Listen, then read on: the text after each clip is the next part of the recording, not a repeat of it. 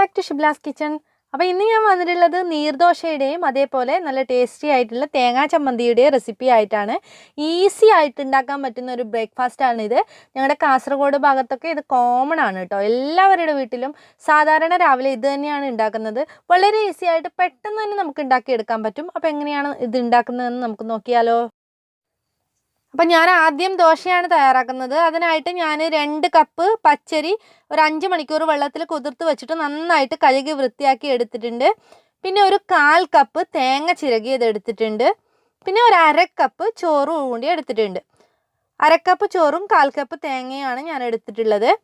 ഇനി നമുക്ക് മിക്സിയുടെ ജാറിലോട്ട് അരി ചേർത്ത് കൊടുക്കാം. പിന്നെ 1/4 കപ്പ് തേങ്ങയും കൂടി ചേർത്ത് കൊടുക്കാം. നമ്മുടെ 1/2 കപ്പ് ചോറും കൂടി ചേർത്ത് കൊടുക്കാം. അപ്പോൾ ചോറ് കൂടിപ്പോവരുത്, നല്ലോണം സോഫ്റ്റായി പോകും നമ്മുടെ ദോശ. ഇതിലോട്ട് ഞാൻ ഉപ്പും കൂടി ചേർത്ത് കൊടുത്തിട്ടുണ്ട്.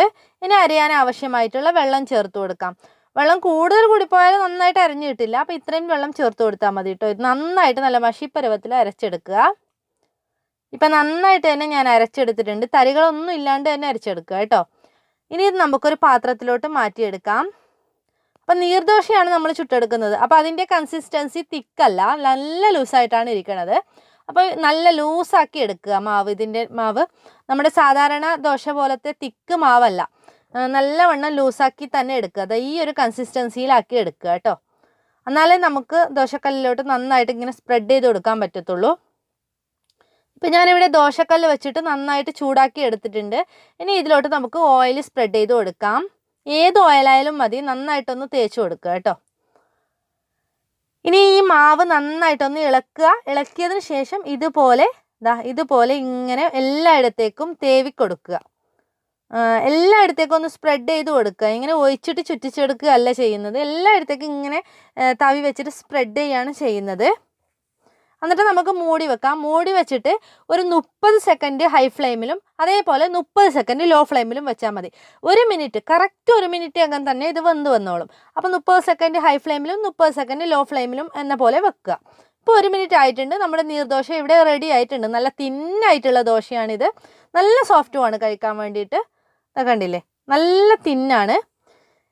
ഇനി ഒന്നും കൂടി നമുക്കിതുപോലെ ചുട്ടെടുക്കാം. ചുട്ടെടുക്കുന്നത് എങ്ങനെയാണെന്ന് നിങ്ങൾക്ക് കണ്ടാൽ മനസ്സിലാവാൻ വേണ്ടിയിട്ട്. അറിയാവുന്നവർക്ക് ചിലപ്പോൾ അറിയാമായിരിക്കും, ചെയ്യാത്തവർക്ക് അറിയില്ലല്ലോ. അപ്പോൾ ഇതുപോലെ ഇങ്ങനെ എല്ലായിടത്തേക്കും ഇങ്ങനെ സ്പ്രെഡ് ചെയ്ത് കൊടുക്കുക കേട്ടോ.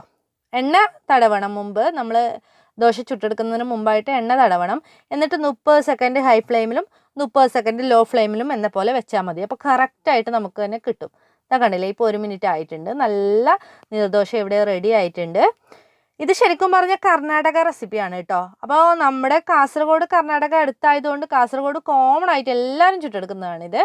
അപ്പോൾ അതുപോലത്തെ ദോശക്കല്ല് ഇല്ലാത്തവർക്ക് നമുക്ക് ഫ്രൈ പാനിലും ചുട്ടെടുക്കാവുന്നതാണ്. കണ്ടില്ലേ, ഇതുപോലെ തന്നെ പാനിലോട്ട് കുറച്ച് എണ്ണ തടവി കൊടുക്കുന്നത് എന്തിനാന്ന് വെച്ചാൽ നമുക്ക് ആ ഒരു ദോശയുടെ ടേസ്റ്റ് കിട്ടാൻ വേണ്ടിയിട്ടാണ് എണ്ണ തടവി കൊടുക്കുന്നത്. ശരിക്കും പറഞ്ഞാൽ പാനിലോട്ട് എണ്ണയുടെ ആവശ്യമില്ല, നന്നായിട്ട് തന്നെ വിട്ട് വരും. എന്നാലും എണ്ണ തടവിയാലേ നമുക്ക് ആ ദോശയുടെ നല്ലൊരു ടേസ്റ്റ് കിട്ടത്തുള്ളൂ.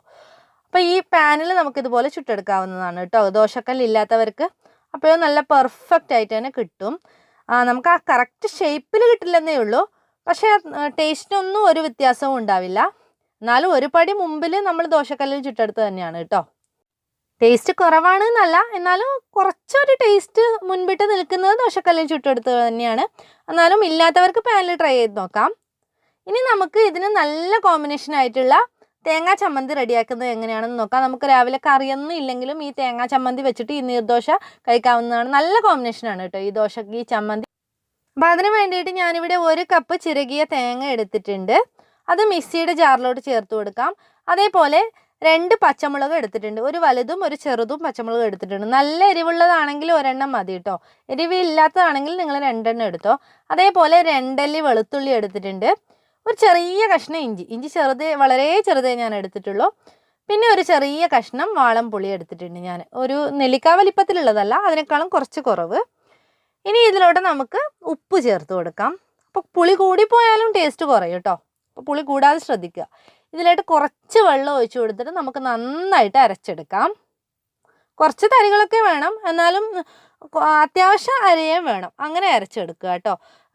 എന്നാലും ഇങ്ങനെ ഉരുട്ടിയെടുക്കാൻ പാകത്തിനല്ല, നല്ല പോലെ അരച്ചെടുക്കുക. അപ്പോൾ അത് ഈ ഒരു പരുവത്തിലാണ് അരച്ചെടുക്കേണ്ടത്. ഈ ഒരു പരുവത്തിൽ ഞാൻ അരച്ചെടുത്തിട്ടുണ്ട്. നമുക്ക് ദോശയൊക്കെ ഉള്ളതല്ലേ, അപ്പോൾ കുറച്ചും കൂടി ഒന്ന് ലൂസാക്കി എടുക്കാനുണ്ട്. അപ്പോൾ അതിനായിട്ട് ഞാൻ ഒരു പാത്രത്തിലോട്ട് ഈ ചമ്മന്തി മാറ്റിയാണ്. ഇനി ഈ മിക്സിയുടെ ജാറിലോട്ട് കുറച്ച് വെള്ളം കൂടി ചേർത്ത് കൊടുത്തിട്ട് ഞാൻ ഈ ചട്നിയിലോട്ട് ചേർത്ത് കൊടുക്കുകയാണ്. എന്നിട്ട് നന്നായിട്ട് നമുക്കൊന്ന് മിക്സാക്കി എടുക്കാം. ഉപ്പൊക്കെ നമുക്കിപ്പോൾ നോക്കിയിട്ട് വേണമെങ്കിൽ ചേർത്തൊക്കെ കൊടുക്കാവുന്നതാണ് കേട്ടോ.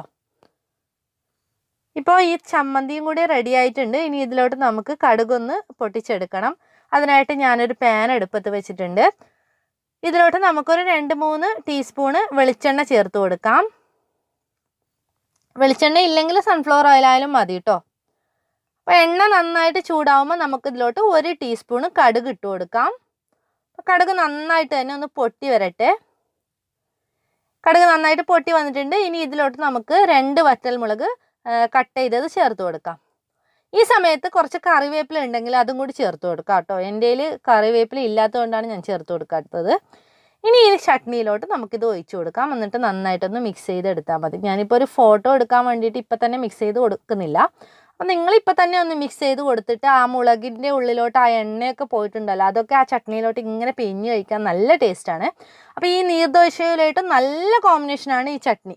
അപ്പോൾ ഞങ്ങളൊക്കെ രാവിലെ കറിയൊക്കെ ഇല്ലെങ്കിൽ ഈ ചട്നിയാണ് ഉണ്ടാക്കിയിട്ട് ദോശ കഴിക്കാറ്. ഒരുപാട് സമയമൊന്നും വേണ്ട നമുക്കിത് ഉണ്ടാക്കാൻ വേണ്ടിയിട്ട്, പെട്ടെന്ന് തന്നെ റെഡി ആവുകയും ചെയ്യും. നല്ല കിടിലൻ ടേസ്റ്റുമാണ്. അപ്പോൾ കാസർഗോഡ് ഭാഗത്തൊക്കെ എല്ലാവർക്കും അറിയാവുന്നതെന്നാണ് തോന്നുന്നത്. പക്ഷേ അങ്ങോട്ടൊക്കെ എല്ലാവർക്കും അറിയാൻ വഴിയില്ല.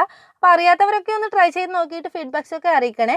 അതേപോലെ വീഡിയോ ഇഷ്ടപ്പെട്ടാൽ ലൈക്ക് ചെയ്യാനും ഷെയർ ചെയ്യാനും കമൻറ്റ് ചെയ്യാനും മറക്കരുത്.